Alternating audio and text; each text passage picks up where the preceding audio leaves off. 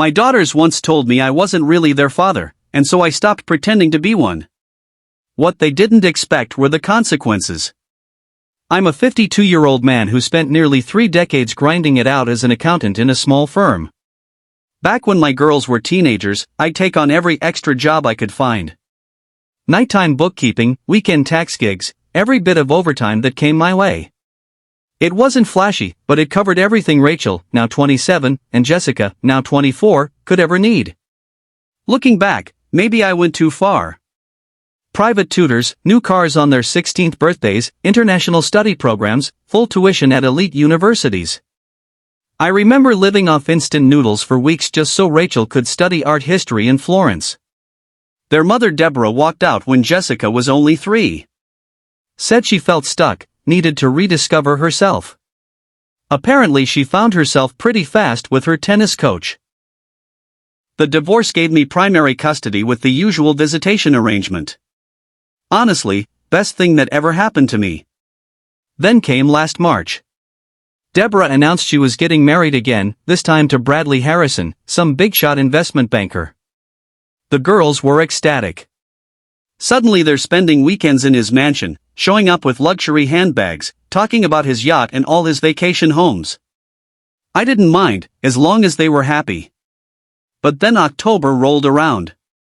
I'd spent 2 whole days prepping their favorite Sunday dinner, making everything from scratch. Turkey was roasting, the dining table was set with my mother's old china, the whole setup. They arrived late, riding in Bradley's Mercedes, wearing identical Cartier bracelets.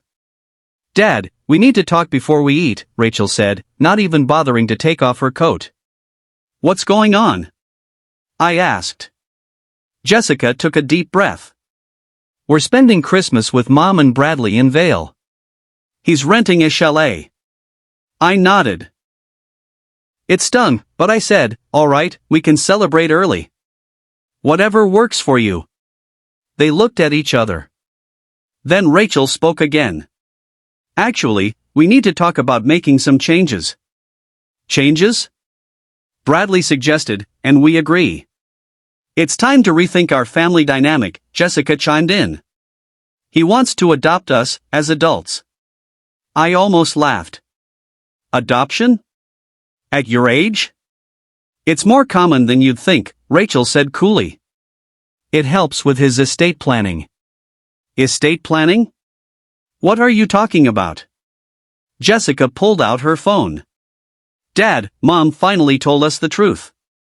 You're not our biological father." The room spun. "What?" "She had an affair before the divorce. With Marco, the tennis coach. He's our real dad. She never told you because she knew you'd fight for custody." "That's ridiculous. We had DNA tests done during the custody case." Rachel shrugged. "Mom says you faked them." "Doesn't matter now. Bradley wants to make it official, and we think it's best to start moving on from all this." She waved vaguely around my modest home. They left. Didn't eat. Didn't hug me goodbye. Didn't even look at the dinner I'd made. I just stood there, shocked, surrounded by the food they once loved, going cold. Update, 3 days later. Wow. Didn't expect this to blow up like it did. Just to clear things up, I am their biological father. I checked the DNA test results today, again. Both girls, 99.9% confirmed. The documents are in my safe deposit box. But here's where things get strange. I contacted my friend Sarah Chen, a family law attorney. She recommended we send an official letter asking them to stop spreading false claims about my paternity unless they have actual proof. Bradley's lawyer replied on their behalf. Their position remains unchanged, and they're asking me to cooperate with the transfer of parental rights. Then Jessica posted something on Instagram. Sometimes growth means walking away from toxic people, even if they're family. Here's to new beginnings in chosen family, with a photo of her and Bradley at a charity event. The comments were a mix. Some cheered her on. Others called her ungrateful. And then Bradley started texting me. Just 3 words. Sign the papers. Do everyone a favor and stop dragging this out. That's what he said. You've had your chance to raise them. I can give them things you never could. I replied once, just once. Show DNA proof or stop contacting me. His answer? Don't humiliate yourself. Real men know when to step aside. But what hit me the hardest wasn't him.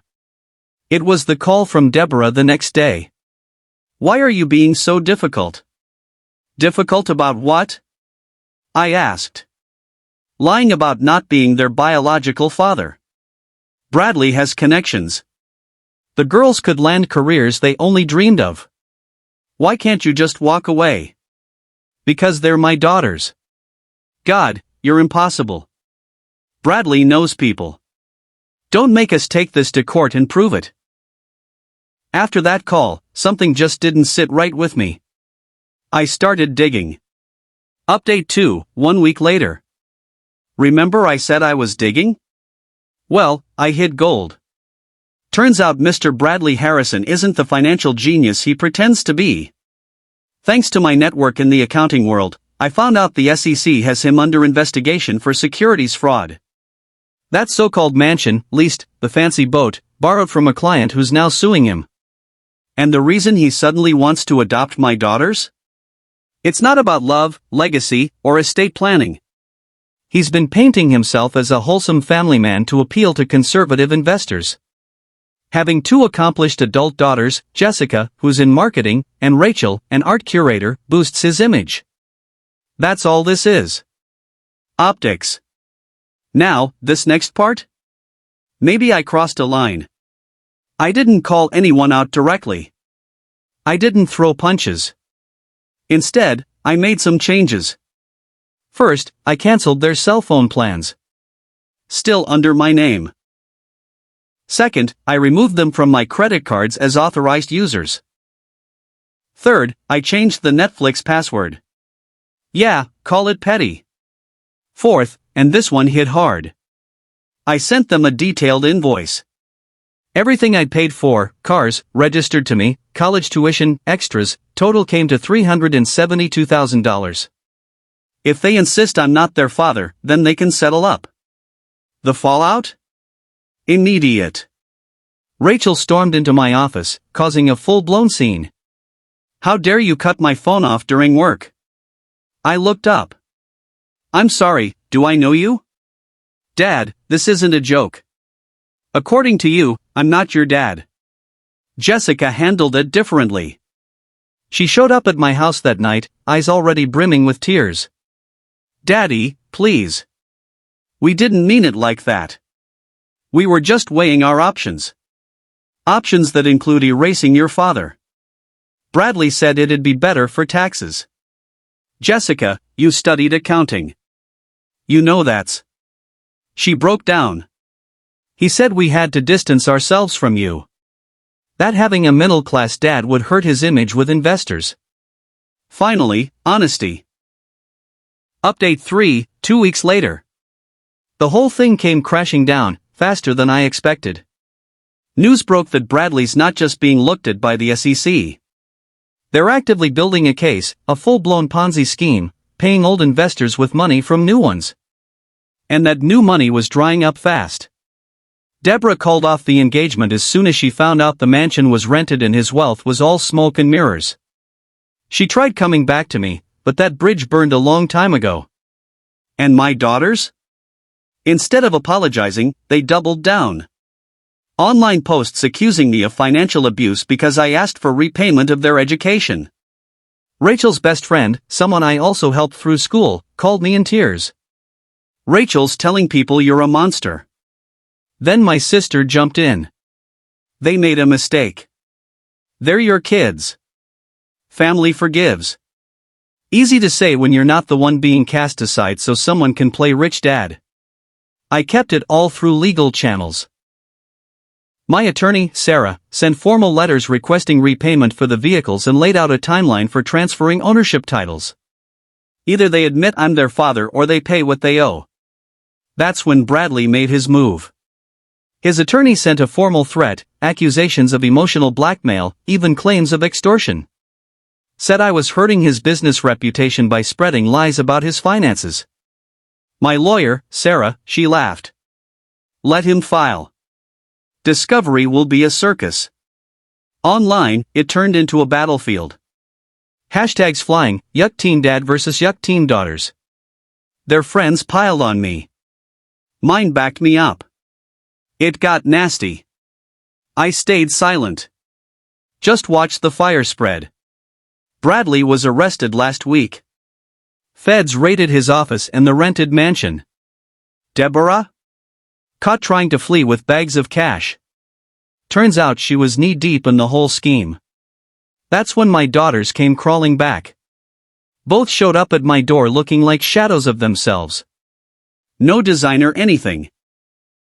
Just worn jeans and old hoodies. Rachel began. Dad, we messed up. More than once, I said. Bradley's gone. Mom might be heading to prison. Jessica's voice cracked. We need your help. What kind of help? The FBI froze our bank accounts.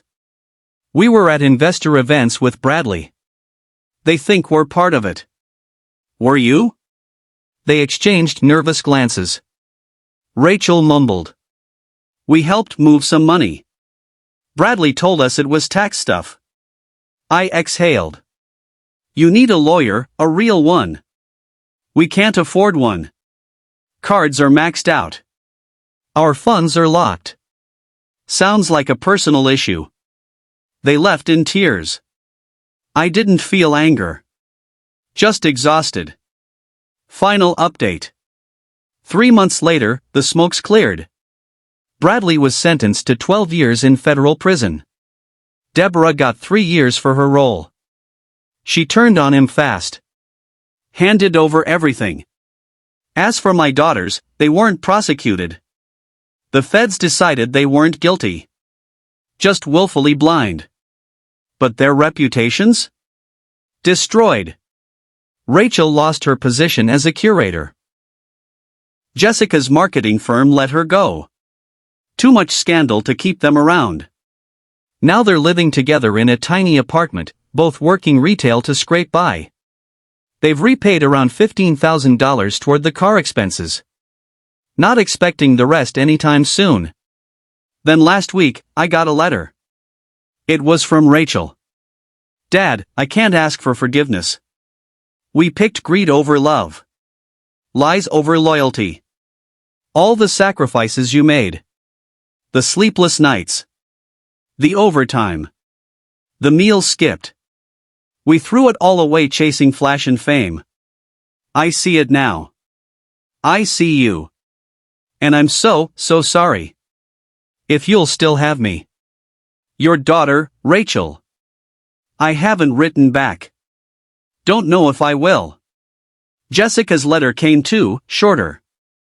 I'm sorry for everything. You didn't deserve what we did. My sister? Still says I should forgive. They're your kids. Funny. They didn't seem like my kids when Bradley's money was flowing. Me? I'm doing okay. Took a real vacation for the first time in decades. Even started seeing someone. Sarah's sister, actually. She's kind. Works at a library. No games. No drama. Work's been good. Got bumped up to senior accountant. Turns out, when you're not carrying emotional weight, you work better. Do I miss them? Every single day. But I miss the daughters I thought I had. Not the ones they chose to become. Will I ever forgive them? Maybe. But trust? That's not free. That's earned. And they've got a long climb ahead. Hardest lesson of all? Love might be unconditional. But respect? That's not. Thanks for sticking with me through this story. Sharing it helped more than I thought. Now, if you'll excuse me, I've got a life to live. Please subscribe my channel.